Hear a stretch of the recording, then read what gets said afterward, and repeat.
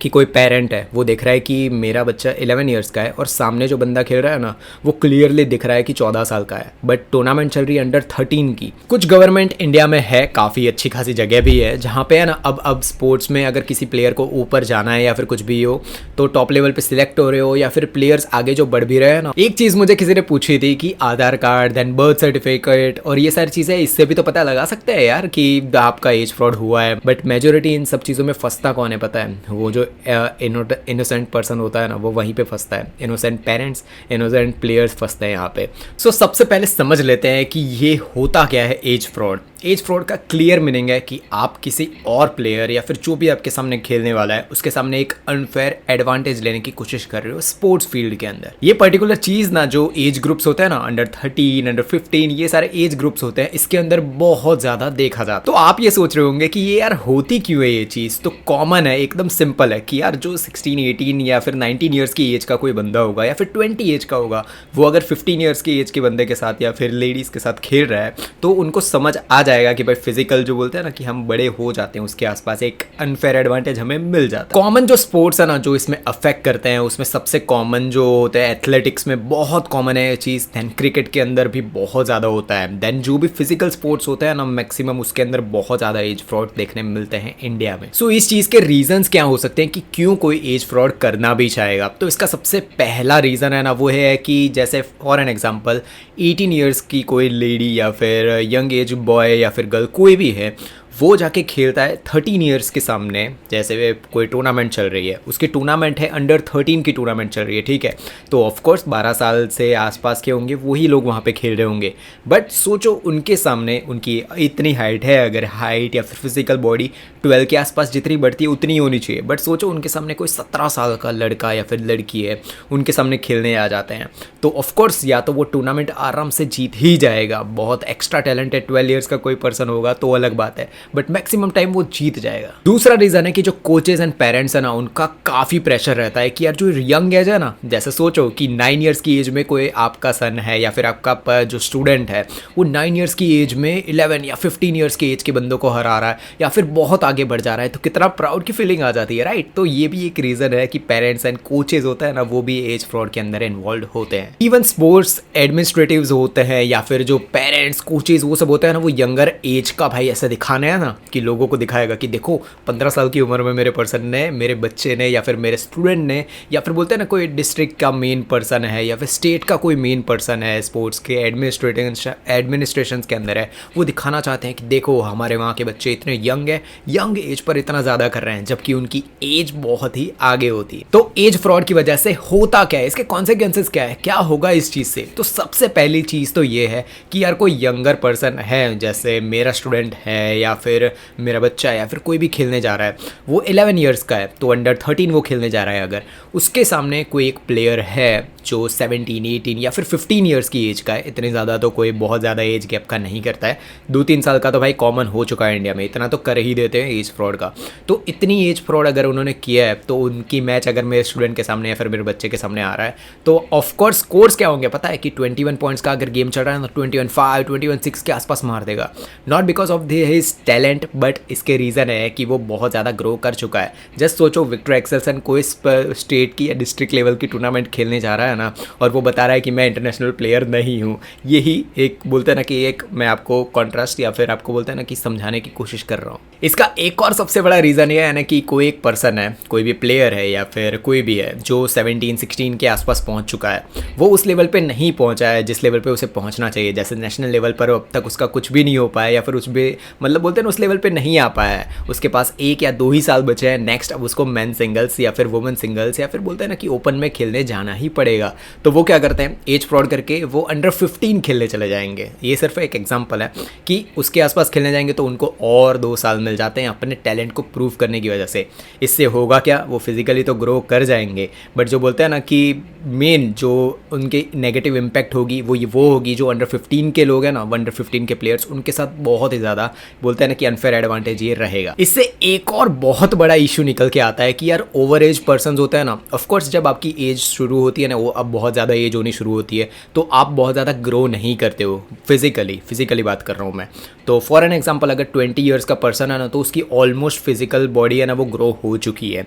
वो अगर 16-17 ईयर्स के साथ खेलने जा रहा है ना, तो पहली बात तो इंजरी प्रोन वो हो जाएगा। Injury prone in the sense कि अगर वो इंजर्ड हुआ तो जल्दी वो रिकवर नहीं कर पाने वाला। मैं मेल फीमेल दोनों बोल रहा हूँ, मैं एज एन प्लेयर बात कर रहा हूँ, तो आप वैसे ही समझना। तो इंजरी रिस्क भी ज़्यादा बढ़ जाता है, जबकि 16 या 17 ईयर्स का जो रियल में प्लेयर होता है ना, उसकी इंजरी बहुत जल्दी रिकवर भी हो जाती है।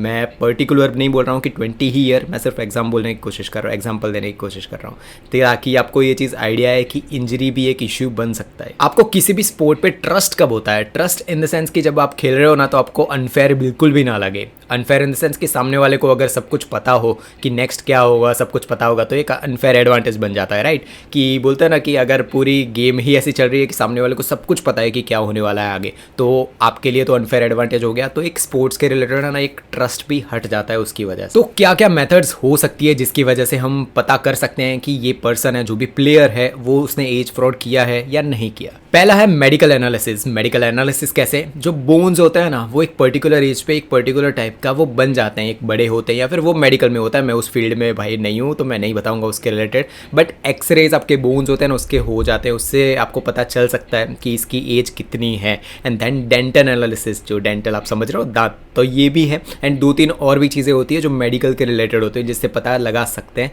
अप्रॉक्स आपको पता चल जाता है कि इसकी इतनी एज हो सकती है। एक चीज़ मुझे किसी ने पूछी थी कि आधार कार्ड, देन बर्थ सर्टिफिकेट और ये सारी चीज़ें, इससे भी तो पता लगा सकते हैं यार कि आपका एज फ्रॉड हुआ है, मतलब इस पर्सन ने, प्लेयर ने किया है नहीं किया है। देखो यार, आधार कार्ड भी आपको भी आइडिया होगा कि आधार कार्ड को भी चेंजेस करवाना ईजी है। पैसे भाई इंडिया में सारी चीज़ें हर जगह चलती है, पैसे देके वो चीज़ हो सकती है। मैं सिर्फ बोलता है ना कि एग्जाम्पल देने की कोशिश कर रहा हूँ कि नकली आधार कार्ड भी बना देते हैं लोग, तो उसके अंदर एज फ्रॉड हो रहे हैं नहीं हो रहे, किसको पता। बर्थ सर्टिफिकेट के अंदर मैं काफ़ी ऐसे लोगों को जान चुका हूँ पहले, जो मेरा पूरा करियर था उसके बीच में, जिनकी बर्थ सर्टिफिकेट के कुछ अलग ही लिखा हुआ है, उनकी बर्थ डेट अलग है। आप भी कितने लोगों को जानते होंगे जिनके बारे में जानते हो, उनका नाम मत लिखना, बट सिर्फ स्टोरी लिख दो प्लीज़, किसी को मेंशन मत करना उसके रिलेटेड कोई भी नाम। ये पूरा वीडियो जितना भी हो जाएगा इसके अंदर मैं किसी का भी नाम नहीं लेने वाला, कोई भी कुछ भी नहीं बोलने वाला। मैं सिर्फ आपको सारी चीज़ें बताने की कोशिश कर रहा हूँ कि ऐसी भी चीज़ें होती है। तो वो है बर्थ सर्टिफिकेट है, इसको भी चेंज किया जा सकता है। तो ये तो भाई मुझे ये पर्टिकुलर मेरे ओपिनियन से किया, इससे तो पता नहीं लगने वाला कि भाई इसकी एज कितनी है कितनी नहीं। यस, आधार कार्ड एंड उससे आप पता लगा सकते हो। कॉमन में कोई भी उतना ज़्यादा सोचता नहीं है कि मुझे एज फ्रॉड करनी है। मेजॉरिटी 98% लोग हैं ना, वो नहीं करवाते एज फ्रॉड, अपनी फील्ड में खेलते रहते हैं। 98% मैं इसलिए बोल रहा हूँ क्योंकि मैंने मेजॉरिटी के लोग देखे हैं कि उनको ये सब चीज़ों में इंटरेस्टेड नहीं होता है, वो अपनी गेम इंप्रूव करने में इंटरेस्टेड होते हैं और सब कुछ में। जो भाई फेलियर्स हो जाते हैं जिनकी लाइफ में कि अब भाई उनके बच्चे को भाई लेके तो जाना है आगे, बट भाई नहीं कर सकते, उनके बच्चे में टैलेंट नहीं है, उस लेवल का नहीं परफॉर्म कर पा रहा है वो, तब वो पेरेंट्स या फिर कोचेज है ना, वो उनको लेके जाते हैं कि नहीं मैं कुछ भी हो जाए इसको आगे लेके जाऊँगा, बोलते हैं ना, ठान के रखते हैं ना, ये चीज़ें तभी होती है। तो मेजॉरिटी में अगर आधार कार्ड या फिर ये बोलते हैं ना कि बर्थ सर्टिफिकेट, वो चल जाता है भाई, आपको क्लियर देख के भी idea majority of the time हो जाता है कि इसने एज फ्रॉड कर रखा है। प्लेयर के पास्ट रिकॉर्ड्स जाके देखो, उसने स्कूल्स में कहाँ खेल रखा है, कॉलेजेस में कहाँ कहाँ खेल रखा है, कितना उसका बोलते हैं ना हिस्ट्री अगर निकालो ना, उससे भी आप पता लगा सकते हो, क्योंकि है ना वो स्टार्टिंग किसी पॉइंट से होती है, उसके बीच में कहीं ना कहीं है ना फ्रोजरी होती है, मतलब गलती वहीं पे होती है। वो फाइंड करने के लिए भी भाई वो बोलते हैं ना कि इंडिया में तो भाई मिलने से रहा वो चीज़ें, पूरा का पूरा एक डेटा कि वो कहाँ खेला है और सारी चीज़ें वो एक प्लेयर ने की है, वो सारी निकालनी पहले तो भाई बहुत टफ है। यस, अगर सोचने पर आ जाओ तो निकाल सकते हो सारी चीज़ें, बट भाई हो जाता है, समझ रहे हो ना। तो अभी इनिशिएटिव्स क्या चल रहे हैं कि ये एज फ्रॉड ना इंटरनेशनल लेवल पे कैसे, मतलब अगर पता लगाने वाला है और सब कुछ, और कैसे पता चलती भी है। तो नाडा नाम की पूरी एजेंसी है, नेशनल एंटी डोपिंग एजेंसी, उससे भाई उसमें अगर चला गया आपका नाम कहीं पे आया फिर कुछ भी हुआ, वो भी चेक करते रहते हैं चीज़ों में, उनसे भी पता लगा सकते हैं भाई, वो भी पता। आप कंप्लेंट्स वहाँ पे नहीं होती है, कंप्लेंट्स ऑफ कोर्स वो लोग चेक करते हैं, डोपिंग का ये पूरा कि एज फ्रॉड कहीं पे हो रहा है नहीं हो रहा है, वो लोग चेक करते रहते हैं। ऑल इंडिया फुटबॉल फेडरेशन है ना, उसने एक बहुत ही बढ़िया चीज़ की है, वो ये है कि उन्होंने चेक के लिए ना, ये एज वेरिफिकेशन और सारी चीज़ों के लिए एक पूरी अलग चीज़ ही रख दी है कि वो लोग है ना इसको वेरीफाई करेंगे। तो वो चीज़ मुझे मुझे बहुत ही बढ़िया लगी कि यार वो फ्रॉड कर ही नहीं सकते। बट इसके बाद भी अगर कोई फुटबॉल खेलने वाला है फिर कुछ भी हो जिसको आपको पता हो तो उसकी स्टोरी डालो, प्लीज़ नाम मेंशन कहीं पे भी मत करना कि अगर ये सारी चीज़ें स्टेप्स लेने के बाद भी फ्रॉड्स हो रहे हैं तो आप कमेंट बॉक्स में स्टोरी लिख सकते हो। प्लीज़ कहीं पे भी नाम मेंशन नहीं होना चाहिए, फेडरेशन मेंशन नहीं होनी चाहिए, कुछ भी नहीं, सिर्फ स्टोरी लिखो। कुछ गवर्नमेंट इंडिया में है, काफ़ी अच्छी खासी जगह भी है जहाँ पे है ना अब स्पोर्ट्स में अगर किसी प्लेयर को ऊपर जाना है या फिर कुछ भी हो तो टॉप लेवल पे सिलेक्ट हो रहे हो या फिर प्लेयर्स आगे जो बढ़ भी रहे हैं ना उनको भाई एक मैंडेटरी कर रखा है कि ये टेस्ट और सारी चीज़ें आपको करवानी पड़ेगी ताकि एज फ्रॉड या फिर कुछ भी हो वो पता चल सके। यहाँ पे एज फ्रॉड डिटेक्ट करने में जो चैलेंजेस आते हैं या फिर बहुत ज़्यादा टफ क्यों बन जाता है, तो पहला है अगर रूरल या फिर बहुत ही छोटी सिटीज़ में या फिर कहीं पे जाओ ना जहाँ पे बहुत ज़्यादा बोलते हैं ना कि ना रेगुलेशन है या फिर कुछ भी नहीं है, वहाँ पे सोचो उनको भाई आगे ही नहीं बढ़ रहा वहाँ पे कोई, तो अगर वहाँ पे कुछ भी छोटी मोटी चीज़ें भी हो रही है, एज फ्रॉड हो रहा है, कुछ भी हो रहा है, किसी को कुछ भी फ़र्क वहाँ पे नहीं पड़ता है। तो लैक ऑफ रिसोर्सेज बहुत बड़ा इश्यू इसमें बन जाता है। एनफोर्समेंट के लिए बहुत ज़्यादा रूल्स तो बनाए गए कि ये हो गया तो ये कर देंगे, उसने एज फ्रॉड किया किसी प्लेयर ने तो ये हो जाएगा वो हो जाएगा, काफ़ी रूल्स तो बने हुए हैं। बट उसको एनफोर्स करने की जब बारी आती है ना कि भाई कितना भी बड़ा प्लेयर हो या फिर कहीं पे भी अंडर 13 हो रहा है, अंडर 15 ओपन में हो रहा है, कहीं पे भी हो रहा है, अगर कोई पर्सन एज फ्रॉड कर रहा है तो उसको हटाने के लिए जो एनफोर्समेंट चाहिए ना, रूल्स तो बन रखे हैं बट उसको एनफोर्स कौन करेगा, तो वो चीज़ तो भाई उसमें तो होने से रही वो चीज़ें, इंडिया में तो नहीं हो रही। कुछ चीज़ें मैं बोलूँगा जिसको सुन के आपको भी लगेगा कि यार ये चीज़ें भी होती है क्या, बट येस कुछ जगह इंडिया में ऐसे भी है, काफ़ी मैंने ऐसे भाई पता लगा रखे, किसी ने लोगों ने मुझे स्टोरीज बता रखी है कि वहाँ पे बताया ही जाता है कि भाई ये कर लो, एज ऊपर नीचे यहाँ पे करवा लो, यंग एज पर आप सोच रहे हो 5-3 ईयर्स की एज पे ये सारी चीज़ें होती है ताकि उनके बच्चे को है ना एक अनफेयर एडवांटेज पहले ही मिल जाए।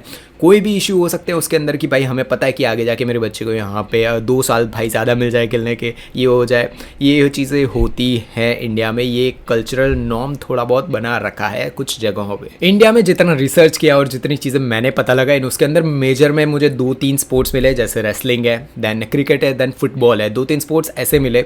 एथलेटिक्स में अभी भी बहुत लैक कर रही है ये चीज़ें, बट ये 2-3 स्पोर्ट्स ऐसे हैं जिसके अंदर मैंने है ना जो उनकी फेडरेशंस है ना वो काफ़ी वर्क कर रही है और अवेयरनेस भी फैला रही है कि अगर कहीं पे एज फ्रॉड मिले तो क्या करना है, क्या चीज़ें, इसके रिलेटेड काफ़ी इनका बोलते हैं ना कि आगे वो बढ़ रहे हैं और अवेयरनेस भी फैला रहे हैं। बट येस कुछ और भी स्पोर्ट्स हैं जहाँ पे भाई खुल्लम खुल्ला ये चीज़ें हो रही है। तो इन चीज़ों का सॉल्यूशन क्या है, कैसे ये सारी चीज़ें इंप्रूव हो सकती है? सबसे पहला और फॉरमोस्ट सबसे इंपॉर्टेंट चीज़ ये है कि गवर्नमेंट जहाँ से सारी चीज़ें पास होती है ना कि ये प्लेयर्स जा रहे हैं, ये चीज़ें होती है, वहाँ पे जो लोग रूल्स बना रहे हैं ना, जो एसोसिएशंस बना रही है, उनको बहुत स्ट्रिक्ट रूल्स बनाने पड़ेंगे यार। 1000, 2000, 5000 इतना भाई अगर बोल रहे हो इससे कुछ नहीं होता है, समझ रहे हो कि इतना अगर पेनल्टी दे भी गई कुछ नहीं होता है। वो प्लेयर को डिस्क्वालीफाई करो 2-3 सालों के लिए, जितने साल की उसने एज फ्रॉड किया उतने साल डिस्क्वालीफाई करो। बट ये चीज़ें इन्फोर्समेंट करनी पड़ेगी गवर्नमेंट को, बट ये कब होगा कब नहीं किसी को कुछ भी नहीं आइडिया है। सेकेंड है अवेयरनेस कितना ज़्यादा हम ला सकते हैं। देखो मेरी ये पूरी जो बैड एसपी चैनल है इसका पूरा मोटिव ये है कि कॉमन पीपल तक ये पूरी सारी चीज़ें पता चले,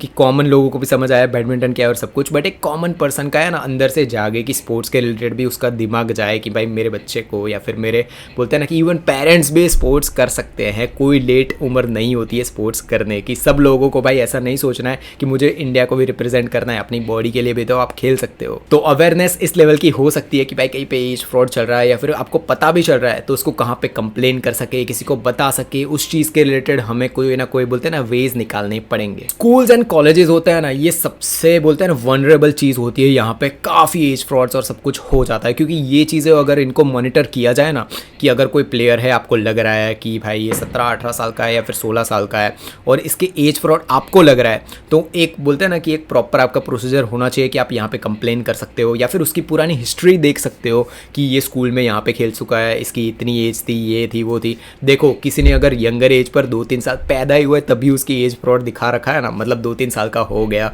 और लड़का है लड़की जो भी है तो 2-3 साल का हो गया तब उसकी एज भी पूरी चेंज कर पर उनकी डेट ऑफ बर्थ चेंज रखी, उसका तो बिल्कुल भी आप कुछ भी नहीं कर सकते हो, समझ रहे हो। बट वही है, आप ऐसे सॉल्यूशंस निकाल सकते हो कि उनके स्कूल्स की या कॉलेजेस की जो बोलते हैं ना कि हिस्ट्री आप फाइंड करके पता लगा सकते हो। एआई का ज़माना है यार, इससे सारी चीज़ें आप बोन की बोलते हैं ना कि स्ट्रेंथ सारी चीज़ें उससे पता लगा सकते हो कि इसकी पर्टिकुलर एज कितनी है। भाई हम पुराने सालों कितने सालों पहले ये चीज़ हुई थी वो भी पता लगा सकते हैं, कितने टाइम पे वो सब कुछ। भाई एआई अभी बहुत ज़्यादा एडवांस हो चुका है, इसका यूज़ करना बनता है कि भाई इसकी एज कितनी है कितने चाहिए। अब देखो यार, एक चीज़ सिंपल, मेरा जो इसके अंदर है ना, जो ओपिनियन है वो मैं आगे दूंगा, बट एक सिंपल अगर आपको समझाऊँ ना, तो ये है कि ये सारी चीज़ें हमारे एडवांटेज के लिए हमको यूज़ करनी चाहिए। कहीं पे आपको दिख रहा है तो भाई बात करो किसी से कि नहीं, ये चीज़ नहीं करनी। तो इसमें मेरे ओपिनियंस क्या है, मेरा पूरा स्पोर्ट्स का करियर गया है, उसके अंदर मैंने ओपन ही खेला है। मैंने 22 की एज के में ही स्टार्ट किया था भाई, उसमें कुछ आगे ज़्यादा बात करने की ज़रूरत ही नहीं है।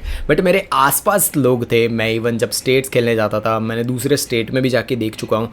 एक एज फ्रॉड का है ना कॉमन चीज़, मैंने जो चीज़ देखी है कि मेजोरिटी के लोग हैं ना, उनको फ़र्क नहीं पड़ता है। ठीक है, मेजोरिटी के लोगों को फ़र्क नहीं पड़ता है। वो अपने बच्चों को अंडर 15 खिलाना है तो 15 खिलाते हैं, 13 खिलाना है 13 खिलाते हैं। बट जो है ना, थोड़े लोग जो बचते हैं ना, 2-3% के लोग होते हैं ना जो एज फ्रॉड करते हैं, वो कैसे लोग होते हैं पता है? कि उनको पता है कि उनका बच्चा है ना, उसमें टैलेंट ऑलमोस्ट ज़ीरो है, ऑलमोस्ट ज़ीरो टैलेंट है। उसका रीज़न क्या है पता है? कि जब वो नेशनल्स या फिर इंटरनेशनल खेलने जाता है ना, आपने एज फ्रॉड तो कर दिया, ठीक है, कि 13-15 साल की उम्र में आपका बच्चा था बच्ची थी, जो भी है प्लेयर था, उसकी एज फ्रॉड तो आपने कर दिया कि 15 का है, 13 करवा दिया। बट जब वो 18 रियल में जब वो 18-19 का होगा और इंटरनेशनल खेलने जाएगा ना, उसमें पहले टैलेंट तो बिल्कुल भी नहीं है, और वो जब वो इंटरनेशनल या फिर नेशनल खेलने जाता है, वो वहाँ पे भी ब्लंडर ही करता है। क्यों? उसका सबसे बड़ा रीज़न बता देता हूँ। टैलेंट एक ऐसी चीज़ है ना कि किसी दिन उठ के एकदम से टैलेंट आप नहीं बना सकते हो। टैलेंट आपके अंदर पहले से होता है, उसको जगाने की बात होती है। मतलब जगा इन द सेंस कि आपको दिख जाता है। कोई प्लेयर आप देखोगे कि यार वो उतनी मेहनत भी नहीं करता, कुछ भी नहीं करता, फिर भी उसके अंदर टैलेंट होता है। आपने कुछ प्लेयर्स ऐसे देख रखे होंगे कि वो प्रॉपर आप पूरे दिन मेहनत कर रहे हो, बट वो बंदा या फिर लेडी जो भी है, वो जो कोर्ट में जब भी खेलने आता है ना, वो इतनी अच्छे तरीके से मूवमेंट कर रहा है, उसने वार्म अप तक नहीं किया है, समझ रहे हो? उसको टैलेंट एक टाइप का बोलते हैं कि गॉड गिफ्ट एक टाइप की बोलते हैं, कि वो उसने कुछ वार्म अप नहीं किया, कुछ भी नहीं करा, कोर्ट में जाके डायरेक्ट खेल रहा है, तो भी बहुत बढ़िया खेल लेता है। समझ रहे हो? मैं बिल्कुल भी नहीं बोल रहा हूँ कि वार्म अप नहीं करना चाहिए, मैं ये बोल रहा हूँ कि कुछ लोग बहुत ज़्यादा मेहनत भी करते हैं, सब कुछ करते हैं, फिर भी उस लेवल पे नहीं पहुँच पाते हैं। तो मैं इसका कंक्लूजन ये देने की कोशिश कर रहा हूँ कि यार 13 साल 14 साल की उम्र में या फिर कोई भी एक यंगर एज है, वहाँ पे मेजोरिटी के बोलते हैं ना एज फ्रॉड्स होते हैं।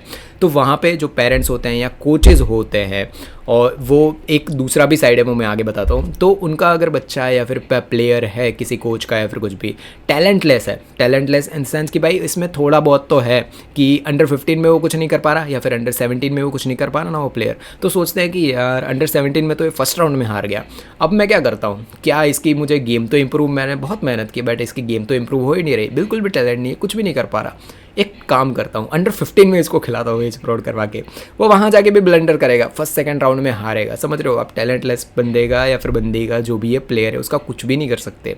वो इवन सिलेक्ट होके आगे जाके टॉप लेवल पे पहुंच भी गया तो वो वहाँ जाके भी ब्लंडर करने वाला है, समझ रहे हो? तो उसका कुछ भी सॉल्यूशन नहीं है। बट यार यही है एज फ्रॉड को, ये सारे मैंने पॉइंट्स जो बोला उसके अंदर आप पता भी कर सकते हो, या फिर रियली यार देखो यार आपको फ़ाइट ही करनी है। दो टाइप के लोग होंगे कि जो इन चीज़ों के लिए फ़ाइट करेंगे। पहले है कि कोई पेरेंट है, वो देख रहा है कि मेरा बच्चा 11 ईयर्स का है और सामने जो बंदा खेल रहा है ना, वो क्लियरली दिख रहा है कि 14 साल का है, बट टूर्नामेंट चल रही है अंडर 13 की, ठीक है, 14-15 साल का तो सामने वाला होगा ही।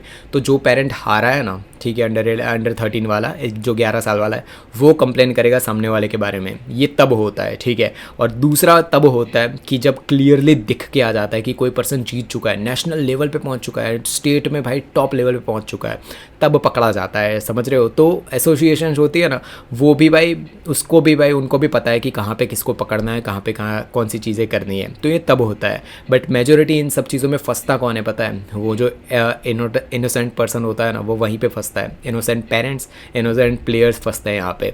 तो एज फ्रॉड कहीं पे भी आपको दिख रहा है या फिर कुछ भी है, प्लीज़ सबूत इकट्ठा करो, डायरेक्ट जाके क्वेश्चंस मत करो। हो सकता है वो भी भाई कुछ भी आगे जाके उन्होंने भी एज फ्रॉड की हो, सबूत इकट्ठा करो, इतने परफेक्ट सबूत लेके रखो कि इसने एज फ्रॉड किया ही है, कि आगे जाके जब आप कंप्लेन करो ना तो आपको क्लियरली आइडिया आ जाए।